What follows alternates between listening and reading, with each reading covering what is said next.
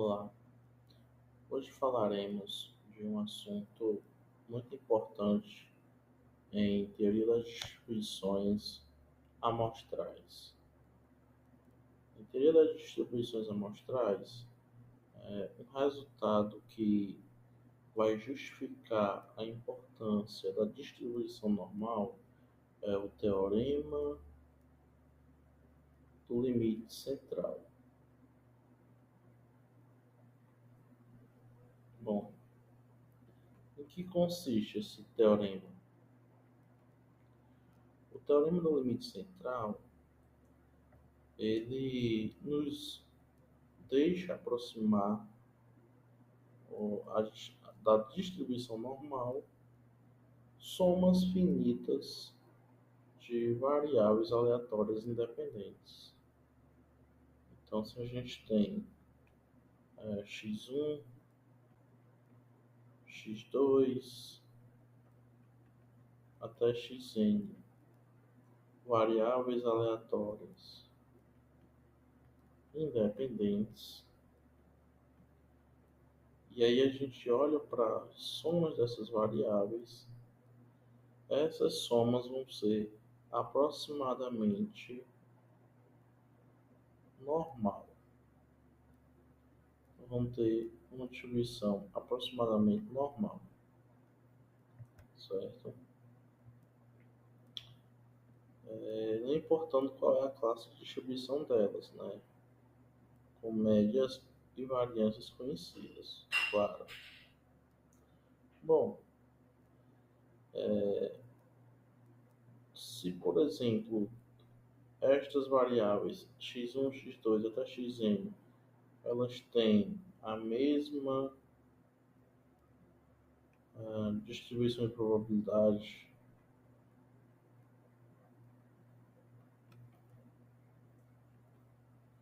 e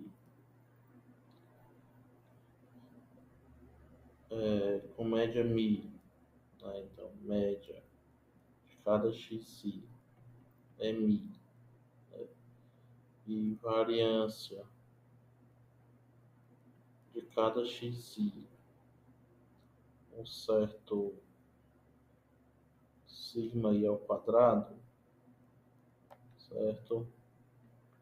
E no caso constante, né, todos igual a sigma ao quadrado, para ir de 1, 2 até n, né?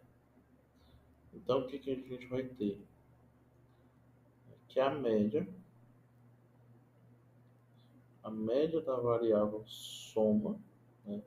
A soma dessas, vamos chamar de yn. Então a média de yn vai ser n vezes a média de cada xi. E a variância de yn vai ser também n vezes a variância de cada xi. Este segundo resultado, né, porque são independentes. O primeiro vem do fato da definição de média mesmo. Bom, então vamos enunciar o teorema. Teorema: se x1, x2 até xn são n variáveis aleatórias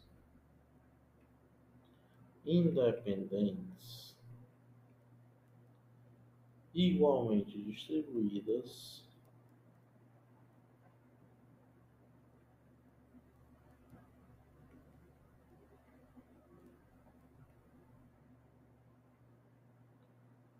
com média μ e variância sigma ao quadrado, então a distribuição da variável aleatória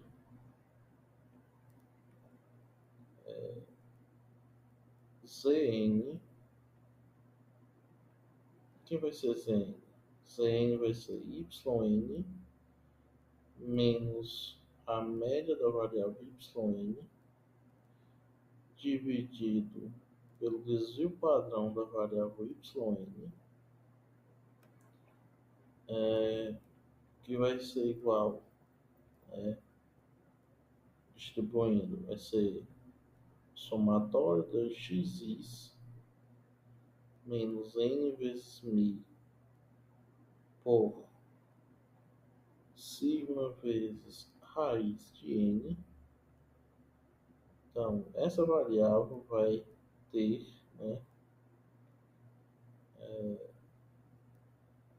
distribuição normal.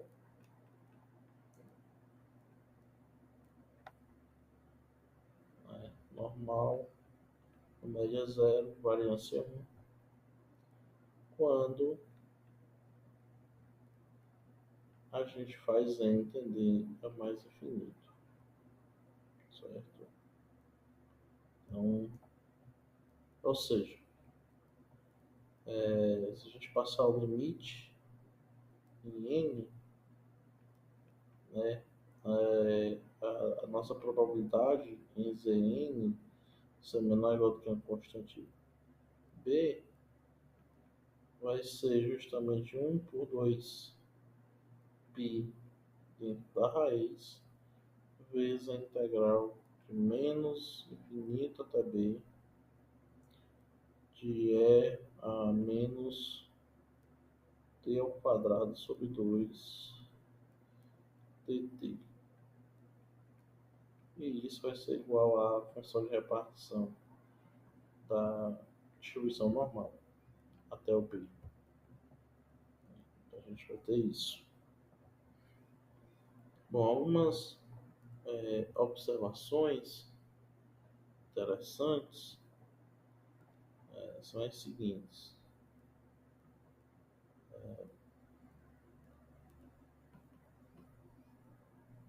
É que, por exemplo, a variável soma, que é yn, ela é aproximadamente normal, com média mi yn de padrão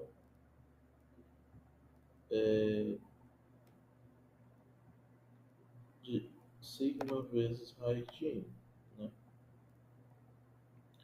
E aí, a probabilidade de yn ser menor ou igual que um certo b é a probabilidade, de Zn.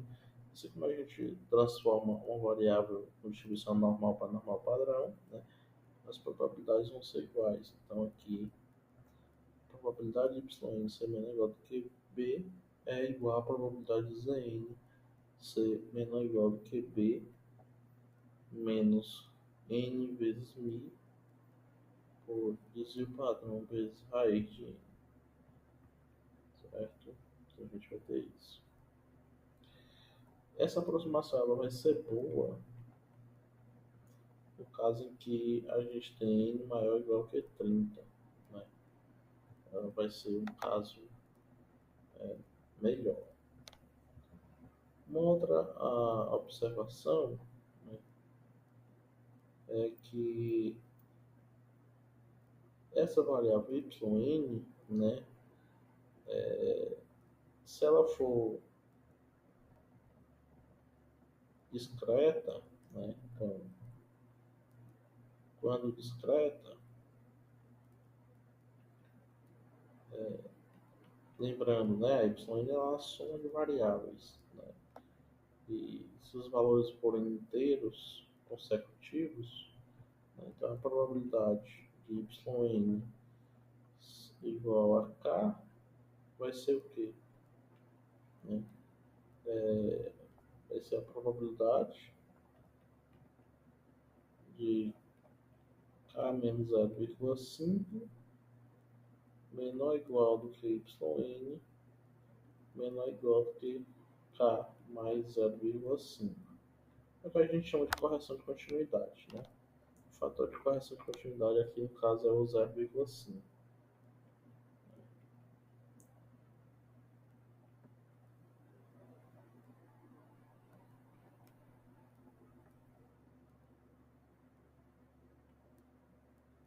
Então esse é o fator de correção de continuidade.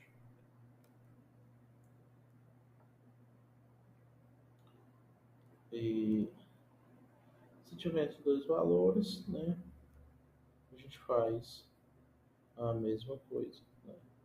Por exemplo, probabilidade de A menor ou igual que YN menor ou igual que B, vai ficar a probabilidade, né, de A menos 0,5 menor ou igual do que YN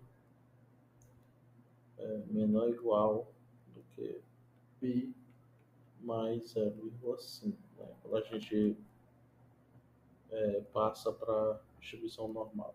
Né? Aqui seria a probabilidade original e aqui é usando a distribuição normal. Bom, vamos para um exemplo. Vamos enxergar isso melhor com detalhes em um exemplo. Então, vou chamar de exemplo 1. Então, se por exemplo a gente tem 50 variáveis desse tipo, né, x1 até x50, né, aleatórias, independentes, né, cada uma distribuída segundo a função de probabilidade, alguma função de probabilidade. Né. Então vamos dizer que a função de probabilidade que elas são distribuídas é a seguinte. Vamos fazer aqui o gráfico.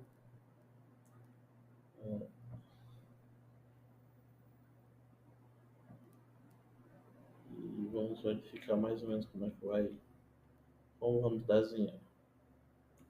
Bom, então digamos que cada uma, né, vai ser da seguinte maneira. Variável x, 0, vamos dizer que aqui seja o 1 e aqui o 2. Então, para x igual a 0, a f de x é 1 quarto. Para x igual a 1, a f de x é meio. E para x igual a 2, f de x também é igual a 1 quarto. Quando a gente soma as probabilidades, dá 1. Então é uma função de probabilidade. Então, todas elas têm este comportamento. Certo? Então, vamos calcular a seguinte probabilidade. Por exemplo, a probabilidade da soma de x1 mais x2 até xn, no caso n 50, né? Então até 50 ser maior do que 55. Né? Então, que valor vai ser este? Vamos primeiro ver as características dessas variáveis. Então, por exemplo, a média de cada xi vai ser o quê? 0 vezes 1 quarto, mais 1 vezes meio, mais 2 vezes 1 quarto. Né? Ou seja, a média aqui no caso dá 1. Já a variância, né, de cada xi vai ser o quê? Pela fórmula é a média de xi ao quadrado menos a média de xi ao quadrado. Né? Fazendo essa média de x ao quadrado, então a gente vai ter o quê? Vai ter 0 ao quadrado vezes 1 quarto, mais 1 ao quadrado vezes meio, mais 2 ao quadrado, que é cada x ao quadrado, vezes 1 quarto, de novo, menos 1 ao quadrado. Então isso aqui vai dar meio, né? Então, esta é a variância de cada variável aleatória xi. Então, vamos responder agora o que se pede. Então, o que a gente tem? A nossa y50, né, nossa soma de variáveis, ela é x1, x2 até x50, certo? Então, quem vai ser a média dela? Pelo teorema central do limite, né, a média de y50 é a soma das médias. Então, é a média de x1 até a média de x50. Todas são iguais, então aqui nesse caso vai dar 50. Né? Todas são iguais a 1. E a variância? Bom, a variância da y50, como estamos falando de variáveis aleatórias independentes, isso aqui é o somatório com i de 1 até 50 da variável de cada xi, ou seja, 50 vezes meio, né?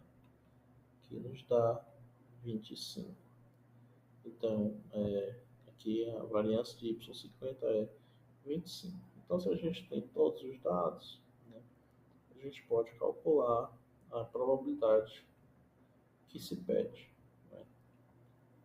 Quanto é que vai dar a probabilidade da y50 ser maior do que 55?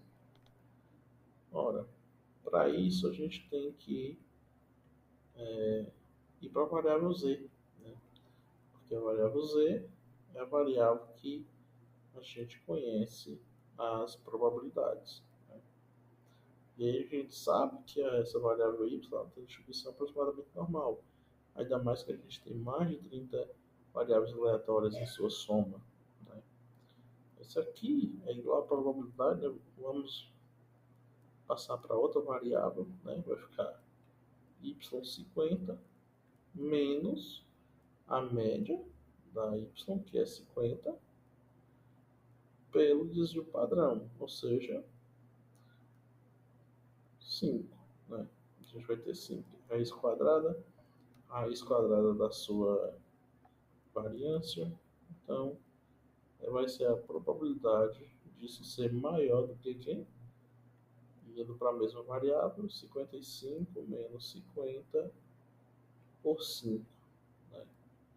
Então, é essa probabilidade aqui que a gente está interessado. Né? Então, quanto é que vai ser? Veja que isso é a mesma coisa que 1 menos a probabilidade do oposto, né? De y50 menos 50 sobre 5 ser menor ou igual do que esse quociente. Vamos resolver logo esse quociente. Vai ficar o quê? Em cima vai ficar 5 e embaixo vai ficar 5. 5 dividido para 5, 1. Então é a probabilidade de esse quociente que aparece em 50 ser menor ou igual a 1. Né? Mas que probabilidade é essa? Olha, a gente pode resolver, né? E ver o que acontece. Isso aqui é a nossa variável z. Né? Como a gente está na variável z, a gente tem tabela da variável z, a gente pode jogar logo uma tabela. Né? Qual é a probabilidade de z ser menor ou igual que 1? Né? Só lembrando, a nossa distribuição, né, normal, ela tem esse comportamento, né, de centrada no zero. Né? Então a probabilidade de z ser menor que 1 é toda essa área aqui, né, antes do 1. Então toda essa área aqui vai ser essa probabilidade. Fazendo uma inspecionada em alguma tabela, né, sobre distribuição normal, a gente consegue achar este valor aí, né, de z ser menor ou igual a 1. Aqui é só uma correção, a gente está preocupado em transformar uma variável que é discreta, né, em contínua, né, resolvendo através de uma probabilidade contínua. Então, nesse caso aqui, a gente tem que lembrar que quando a gente vai fazer essa parte, né, do 1, a gente vai ter que somar com o fator de correção de continuidade, né, que no caso é de 0,5. Então, vai ficar mais correto, né? Então, aqui z vai ficar menor do que ou igual do que 1,1. Né? Então, para a probabilidade de z ser menor ou igual do que 1,1, a gente vai ter aqui um valor de 0,8643, né? Que vai nos dar 13,57%. Então, essa é a probabilidade de y50 ser maior do que 55. Se a gente já tivesse uma variável contínua, né, não precisaríamos fazer esta mudança. Só mesmo a mudança inicial. O restante seria tranquilo. Bom, então este é o teorema do limite central, ou central do limite. Né? Teorema do limite central. E esta é uma das aplicações dele. Né? Então, o interessante é se a gente tem somas de variáveis aleatórias, mesma média e variância, né? Essa soma tem distribuição aproximadamente normal.